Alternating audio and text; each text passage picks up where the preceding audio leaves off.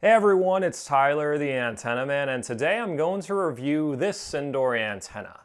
It doesn't even have a brand, but is popular on Amazon with close to 1,000 ratings.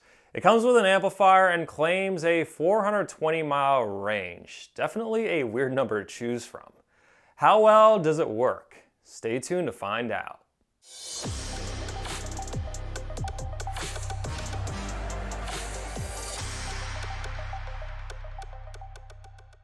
If you're a cord cutter or use an antenna, make sure to subscribe to my YouTube channel and hit the bell icon to receive a notification whenever I post a new video. If my videos have helped you cut the cord with an antenna, you can show your support by clicking the thanks button in this video. This is a new feature YouTube just released. So back to this antenna. The design is more optimized for the UHF band of RF channels 14 and above, not the VHF band of RF channels 2 through 13. Like most generic indoor antennas, it has a very thin coax cable that is likely prone to interference or signal loss. The antenna claims a 420-mile range, which is definitely an exaggeration. TV signals tend to disappear over the horizon between 70 to 80 miles from broadcast towers due to the curvature of the Earth. Most indoor antennas will only work within 40 miles of broadcast towers anyway. The mileage claims on an antenna isn't what matters. What does matter is how the antenna is designed for certain TV frequencies, VHF and UHF. This is a very basic indoor antenna with little to no gain. It's not going to work as well as a larger antenna no matter what the mileage claim is. As a heads up, most antennas that claim beyond a 100-mile range are junk. So how well does this antenna work? I tested it out in the same location as a bunch of other indoor antennas to see how it performs.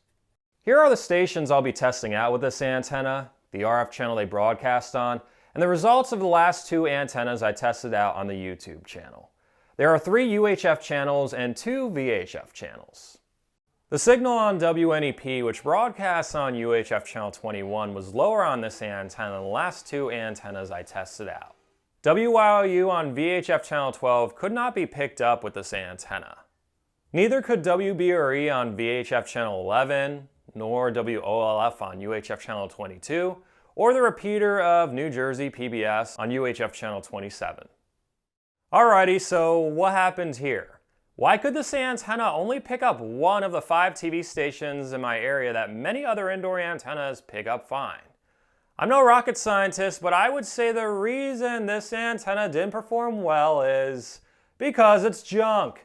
Absolute junk. Out of all the indoor antennas I tested out, this one was the worst.